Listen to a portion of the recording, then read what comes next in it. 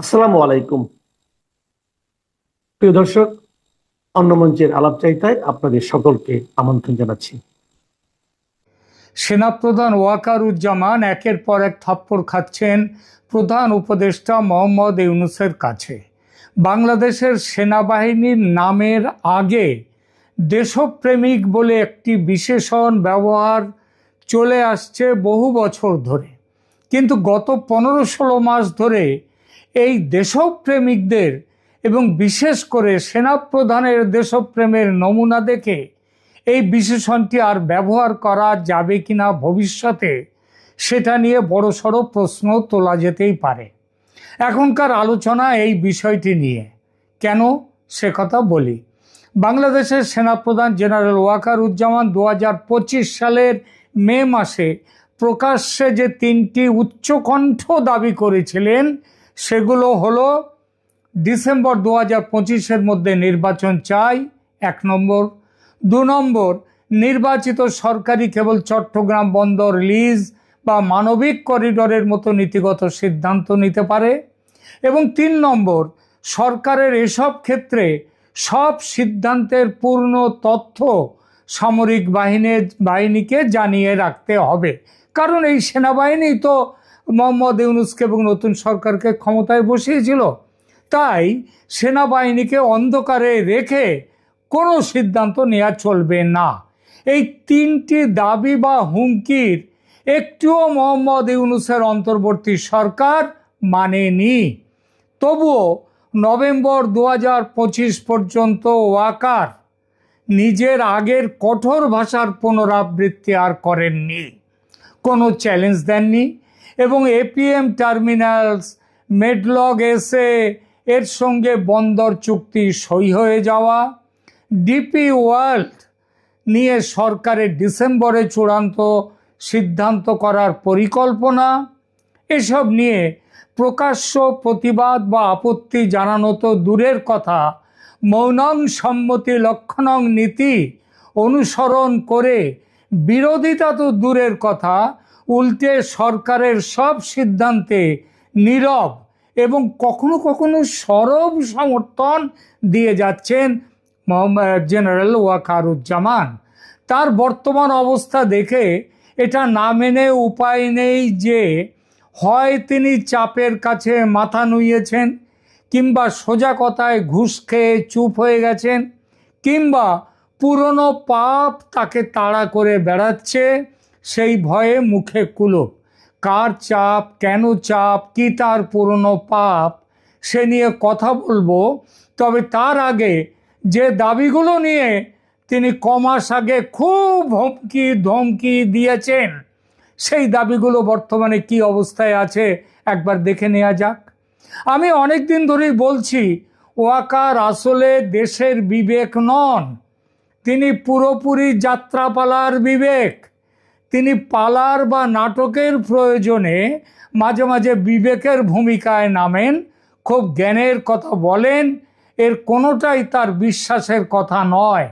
তিনি শুধু নাট্যকারের স্ক্রিপ্ট অনুসরণ করে মঞ্চে আসেন, ভাষণ দেন, তারপর গ্রিন রুমে গিয়ে ঘুমিয়ে পড়েন। সে ঘুম কুম্ভকর্ণের ঘুম বললেও অত্যুক্তি হবে না। তার এই নীরবতা, ঘুমিয়ে পড়া, হঠাৎ জেগে ওঠা এবং হুমকি ধমকি দিয়ে তারপর চুপ করে থাকার রাজনীতি নিয়ে বাংলাদেশের রাজনৈতিক পর্যবেক্ষক, বুদ্ধিজীবী এবং জনমানসে সেনাবাহিনীর প্রাতিষ্ঠানিক বিশ্বাসযোগ্যতা, যাকে বলা হয় ইনস্টিটিউশনাল ক্রেডিবিলিটি, ও তার ব্যক্তিগত ভাবমূর্তি নিয়ে তীব্র প্রশ্ন উঠেছে সেনাবাহিনীর ভূমিকা কি আসলে, সেটা নিয়ে। কি দাবি করেছিলেন ওয়াকার এবং কি হয়েছে বাস্তবে, আসুন একটু বিশদে দেখা যাক। 1, ডিসেম্বর 2025-এর মধ্যে নির্বাচন। এটা তিনি কবে বলেছেন? 2025-এর 21শে মে ঢাকা সেনানিবাসে অফিসার্স অ্যাড্রেসে তিনি ওয়াকার জোরালো ভাষায় বলেন, বাংলাদেশের রাজনৈতিক স্থিতিশীলতা দরকার, এটা কেবল নির্বাচিত সরকারই আনতে পারে, কোনো অনির্বাচিত ডিসিশন মেকার নয়। তিনি ডিসেম্বর 2025-এর মধ্যে জাতীয় নির্বাচন অনুষ্ঠানের একটা আলটিমেটাম দেন। তিনি স্পষ্ট করেন সেনাবাহিনীর স্থিতিশীলতা ফেরাতে ব্যারাক থেকে বেরিয়েছে, কিন্তু নির্বাচিত সরকার আসার পরেই আবার ফিরে যাবে ব্যারাকে। এই দাবির বর্তমান বাস্তবতাটা কি? অন্তর্বর্তী সরকার এখনো এই আজকে 24 নভেম্বর, এই 25 নভেম্বর, আজকের দিনেও মোহাম্মদ ইউনূস বারবার কোনো নির্বাচনের সুনির্দিষ্ট তারিখ তার সরকার কিংবা নির্বাচন কমিশন ঘোষণা করেনি। মোহাম্মদ ইউনূস বারবার টাইম লাইন ডিসেম্বর 2025 থেকে জুন 2026 পর্যন্ত বাড়াচ্ছেন। কখনো বলছেন দেশের অনেকেই নাকি চাইছে আরও 50 বছর এই শাসন থাক। এবং সাম্প্রতিকতম ঘোষণা হলো রমজান ফেব্রুয়ারি 2026-এর আগে প্রস্তুতি সম্পন্ন করার টার্গেট তিনি দিয়েছেন। বিএনপি, বামজোট প্রভৃতি দল ডিসেম্বর ডেডলাইনের বিষয়ে চাপ দিচ্ছে, কিন্তু সরকার সংস্কার ও ট্রায়ালের যুক্তি দিয়ে ডিলে করছে। নির্বাচন কমিশনের প্রস্তুতি নিয়ে কোনো কথা নেই। ইউনূসের কথা শুনে মনে হয় সেনার ডিসেম্বর টাইম লাইনকে ইউনূস সাহেব থোড়াই কেয়ার করেন। লক্ষণীয় যে এসব সত্ত্বেও ওয়াকার কিন্তু চুপ মেরে গেছেন, একটি কথাও তিনি আর বলছেন না। মে মাসের পর বেশ কয়েকবার ওয়াকার সিভিল লিডারশিপ মিটিং হয়েছে, কিন্তু প্রকাশ্যে আর ওয়াকার ওই ডিসেম্বর ডেডলাইন নিয়ে একটা কথাও বলেননি। বরং মের শেষ সপ্তাহে সামরিক নেতৃত্ব একটি প্রেস ব্রিফিংয়ে বলেছে সেনাবাহিনী ও সরকার একসাথে কাজ করছে, কোনো দ্বন্দ্ব নেই। এর বিরোধিতাও কিন্তু সেনা তরফ থেকে করা হয়নি। নভেম্বরে ইউনূস সরকার ও 3 বাহিনী প্রধানের সাক্ষাৎ হয়, একসাথে তারা বৈঠক করেন, যেখানে ইউনূস নির্বাচনের নিরাপত্তায় সামরিক সহায়তা চান এবং ওয়াকার আশ্বাস দেন যে সেই সহায়তা দেওয়া হবে। কিন্তু সেদিনও নির্বাচনের তারিখ নিয়ে কোনো বাধ্যবাধকতা ওয়াকারের তরফ থেকে আরোপ করা হয়নি। নির্বাচন যদি ফেব্রুয়ারির পরেও আরও পিছিয়ে যায় তাতেও যে তার আপত্তি নেই সেটাও বোঝা যাচ্ছে। এমনকি আল জাজিরার সাংবাদিককে ওই যে বললাম না যে কথাটা, ইউনূস যখন বলেন দেশের অনেকেই চান তার সরকার আরও 50 বছর থাকুক দেশে, এর বিরুদ্ধে অন্তত মজা করেও ওয়াকার একটি কথা বলেননি। তিনি বলতে পারতেন 50 বছর কি তিনি আর বাঁচবেন? যে 50 বছরের কথাটা বললেন এটা মজা করেও বলতে পারতেন, কিন্তু সেটাও বলেননি। সেনাপ্রধানের দেওয়া ডিসেম্বরের মেয়াদ শেষ হতে চলল, এখনও নির্বাচনের তারিখ ঘোষণা হয়নি। অর্থাৎ ওয়াকারের ডিসেম্বর ডেডলাইন একেবারে নিশ্চিতভাবেই ব্যর্থ হতে চলেছে। কিন্তু দেশপ্রেমিক ওয়াকার ও তার বাহিনী এখন ইউনূসের সুবোধ বালক। 2 নম্বর আসি মানবিক করিডর নিয়ে। মে 2025-এ কোনো ব্লাডি করিডর দেয়া হবে না বলে একেবারে যাকে বলে বিশাল হুমকি দিলেন। তারপরও সরকার এ বিষয়ে প্রক্রিয়া কিন্তু চালিয়ে যাচ্ছে। 21 মে 2025-এর অফিসার্স অ্যাড্রেসে ওয়াকার অত্যন্ত কঠোর ভাষায় বলেন, নো ব্লাডি করিডর বিজনেস। অর্থাৎ আমেরিকার দখলদারির প্ল্যান অনুযায়ী জাতিসংঘ প্রস্তাবিত মিয়ানমারের রাখাইনে মানবিক করিডর বাংলাদেশের ভেতর দিয়ে তৈরির প্রস্তাব বাংলাদেশের সার্বভৌমত্বের হুমকি, এবং শুধু নির্বাচিত সরকারই এমন সিদ্ধান্ত নিতে পারে, অন্তর্বর্তী সরকার নয়। একথা ওয়াকার বলেছিলেন। ওয়াকার বলেছিলেন সেনাবাহিনী এমন কিছু হতে দেবে না যা দেশের সার্বভৌমত্ব স্থিতিশীলতা ক্ষতিগ্রস্ত করে। কিন্তু সরকার কি করছে? অন্তর্বর্তী সরকারের national security adviser Khalilur Rahman এবং foreign affairs adviser Touhid Hossain প্রথমে করিডর নিয়ে জাতিসংঘের সাথে আলোচনায় রাজি ছিলেন। ওয়াকারের প্রকাশ্য বিরোধিতার পর সরকার করিডরের ন্যারেটিভ পাল্টে বলে এটা তো করিডর নয়, এটা হিউম্যানিটেরিয়ান চ্যানেল। অর্থাৎ এইটা মানুষকে সাহায্য করার জন্য একটা রাস্তা। এই ধরনের শব্দ পরিবর্তন যেটাকে বলে সিমেন্টিক জাগলারি, তাতে কোনো নতুন অর্থ আসে না, প্ল্যান একই থাকে, ফন্দিটা একই থাকে। বর্তমান পরিস্থিতি করিডরের কি? এই নভেম্বরে করিডর প্রজেক্ট বাস্তবায়িত হয়নি, তবে মার্কিন সেনা এসে ঘাঁটি গেড়েছে, যেটা তাদের পরিকল্পনা ছিল। আমেরিকা বা জাতিসংঘ বা বাংলাদেশ সরকার এই প্রস্তাব পুরোপুরি প্রত্যাহার করেছে এমন ঘোষণাও নেই। বিষয়টি একরকম ঝুলে আছে। তবে তলে তলে কাজ যে চলছে সেটা চুক্তির আগেই আমেরিকান সেনার উপস্থিতি বুঝিয়ে দেয়। সেনা নেতৃত্ব পরে কোনো প্রকাশ্য আপডেট দেয়নি, তবে বিষয়টা চোখের আড়ালে সেরে নিতে ওয়াকারের চাপে সরকার কিছুটা পিছু হটেছে এমন একটা ধারণা দেশময় ছড়িয়ে দেয়া হয়েছে, যা আদৌ সত্যি নয়। বরং এই ব্যাপারে সত্যি হলো যে বাংলাদেশে অজ্ঞাত পরিচয় আততায়ীর হাতে, কেউ বলেন এটা কেজিবির লোক, কেউ বলেন ভারতের রয়্যাল লোক, তো যেই করুক না কেন খুনগুলো, এই অজ্ঞাত পরিচয় আততায়ীর হাতে একের পর এক মার্কিন নাগরিকের সন্দেহজনকভাবে নিহত হওয়ার ঘটনা এই প্রক্রিয়াকে আপাতভাবে কিছুটা থমকে দিয়েছে মাত্র, তার বেশি নয়। আসুন চট্টগ্রাম 3 নম্বরের চট্টগ্রাম বন্দর বিদেশি অপারেটরদের হাতে দেওয়ার প্রসঙ্গটি। মে 2025 ওই একই মিটিংয়ে ওয়াকার বলেছিলেন একমাত্র নির্বাচিত সরকারই পারে এই ব্যাপারে সিদ্ধান্ত নিতে। ওয়াকারের দাবি, মে 2025 ওয়াকার যে বলেছিলেন যে বন্দর অন্যান্য নীতিগত সিদ্ধান্ত একটি নির্বাচিত সরকার নেবে, অন্তর্বর্তী সরকার নয়। তিনি স্পষ্ট করে বলেন চট্টগ্রাম বন্দর টার্মিনাল ডিপি ওয়ার্ল্ড বা অন্য বিদেশি কোম্পানিকে দেওয়ার মতো দীর্ঘমেয়াদী সিদ্ধান্ত জাতীয় নিরাপত্তার সাথে জড়িত, তাই এটা রাজনৈতিক সম্মতি ও নির্বাচিত নেতৃত্বের মাধ্যমে হওয়া উচিত।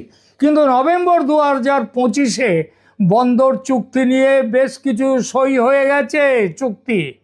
17 নভেম্বর 2025 এপিএম টার্মিনালসের সঙ্গে লালদিয়া টার্মিনালের 30 এবং 15 বছরের কনসেশন চুক্তি সই হয়ে গেছে।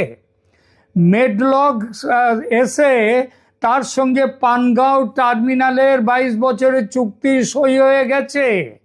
ডিসেম্বরে এনসিটিকে ডিপি ওয়ার্ল্ডের কাছে দেওয়ার প্রক্রিয়া চূড়ান্ত করার লক্ষ্য ঘোষিত। এসব চুক্তি সই হয় হাজার হাজার বন্দর শ্রমিকের ধর্মঘট, রাজনৈতিক দলগুলোর প্রতিবাদ, এবং এইখানে একটা কথা বলতেই হয় যে এই দলগুলোর মধ্যে কে যে আসলে প্রতিবাদ করছে আর কে প্রতিবাদের নামে খেলা করছে সেগুলো আবার একটু দেখার মতো। এবং হাইকোর্টে রিট ফাইল হয়ে গেছে এর বিরুদ্ধে। মূলত নৌ পরিবহন ডিপার্টমেন্টের যিনি সচিব ও সরকারি কর্তৃপক্ষ এই চুক্তিকে অর্থনৈতিক জরুরি প্রয়োজন ও গভর্নমেন্ট টু গভর্নমেন্ট বা G2G ও পিপিপি যুক্তি দিয়ে পুশ করে দিচ্ছে। ওয়াকারের প্রতিক্রিয়াটা কি? এইসব যে হচ্ছে, ওয়াকার বা সেনাবাহিনী চুক্তি সইয়ের সময়ে বা তার পর কোনো প্রকাশ্য আপত্তি, বিবৃতি বা ব্যাখ্যা দেননি। আসলে ওয়াকার এবং তার দেশপ্রেমিক বাহিনী তারা ঘুমিয়ে পড়েননি, ঘুমানোর ভান করছেন। আবার সেটাও নয়, দেখুন 20 নভেম্বর ওয়াকার সাহেব ইউনুস সাহেবের সাথে সাক্ষাৎ করলেন। সেখানে ইউনুসকে সেনাবাহিনী পদক দেওয়া হলো এবং নির্বাচনের নিরাপত্তায় সেনাবাহিনীর সহায়তা নিয়ে আলোচনা হলো। বন্দর চুক্তি নিয়ে কিন্তু কোনো প্রকাশ্য দ্বিমত বা সতর্কবার্তা ওয়াকার এবং তার সঙ্গে আরও 2 জেনারেল তারা দিলেন না। কেন ওয়াকার এবং তার দলবল নীরব থাকলেন? দেখুন, ইউনুস সরকার ও মার্কিন চাপের সমীকরণ একটা আছে। কিছু বিশ্লেষক বলছেন মে মাসে ওয়াকারের কঠোর বক্তব্য আসলে মার্কিন যুক্তরাষ্ট্রের ইন্দো প্যাসিফিক কৌশল ও রাখাইন করিডর পুশের প্রতি সেনাবাহিনীর অস্বস্তি তার প্রকাশ ছিল। অস্বস্তিটা হচ্ছে দর কষাকষির জন্যে একটি মত তিনি ছেড়ে দিয়েছিলেন। পরবর্তীতে বোঝাপড়া হয়ে যায়, মার্কিন চাপ আসে এবং ওই যে বললাম ঘুষ, তার সব ঠিকঠাক হয়ে যায়। জাতিসংঘ এবং তারপরে কি হলো, এই যে জাতিসংঘ থেকে যদি বাংলাদেশ সেনাবাহিনীকে ফিরিয়ে দেয় তাহলে কি হবে না হবে এইসব ভয় টয় এবং কিছুটা আন্ডার দ্য টেবিল হাত চালাচালি হয়েছে, সেইটা ওয়াকারকে পিছু হটতে বাধ্য করলো।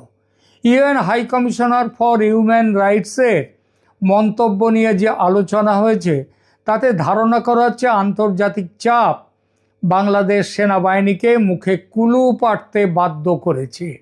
এর সঙ্গে যোগ করুন শেখ হাসিনার পতনে সেনার বিপুল অবদানে যে ঘুষের খেলা চলেছিল ডিপ স্টেট থেকে, মানে ঘুরিয়ে আমেরিকা থেকে, এবং নতুন সরকার আসার পর অনেকটা তড়িঘড়ি করে ওয়াকারুজ্জামান যে আমেরিকা ছুটেছিলেন, কানাডাতেও গিয়েছিলেন, সেটাই ঘুষের টাকা কোথায় কিভাবে রাখবেন তার গতি করতে। ইউনূস যে এসব জানেন না তা নয়, তিনি ওয়াকারের আগা পাশতলা সব জানেন, আবার ওয়াকারও ইউনূসের আগা পাশতলা সব জানে। ফলে তাদের দুজনের দাম্পত্য জীবন হচ্ছে ম্যারেজ অফ কনভেনিয়েন্স, চোরে চোরে মাস্তুতো ভাই, ঝগড়াঝাটি পাবলিককে বোকা বানাবার জন্যে। ওয়াকার তাই মার্কিন এবং পশ্চিমাদের সাথে সরাসরি সংঘর্ষে আর যেতে চাইছেন না, যাবেনও না, ব্যবস্থা হয়ে গেছে। এইবার দেখুন, এছাড়াও আর একটা কারণও আছে। অভ্যন্তরীণ সামরিক বিভাজন ও ইউনিটি রক্ষার জন্য বেশ কিছু রিপোর্ট ইঙ্গিত করছে, এবং আমরা সবাই জানি যে বাংলাদেশ সেনাবাহিনীর ভেতরে 3টে প্রধান ক্যাম্প আছে: সংস্কারপন্থী, ইসলামপন্থী এবং মুক্তিযুদ্ধপন্থী, সেকুলারপন্থী।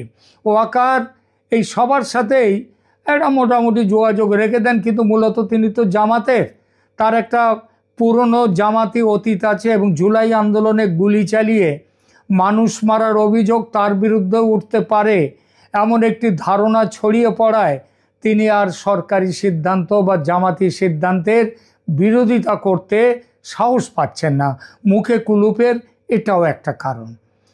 এরপরে আর একটা জিনিস আছে, পাকিস্তান থেকে জেনারেল সাইর শামসাদ মির্জা সমেত ঝাঁকে ঝাঁকে আইএসআই কর্তাদের বাংলাদেশ সফর এবং ওয়াকার সমেত সামরিক নেতৃত্বের সাথে তাদের মিটিং হওয়া নিয়ে ধারণা করা হচ্ছে বাংলাদেশ সেনাবাহিনীকে পাকিস্তান চীন অ্যাক্সিসের অক্ষের দিকে নিয়ে যাওয়ার চেষ্টা চলছে।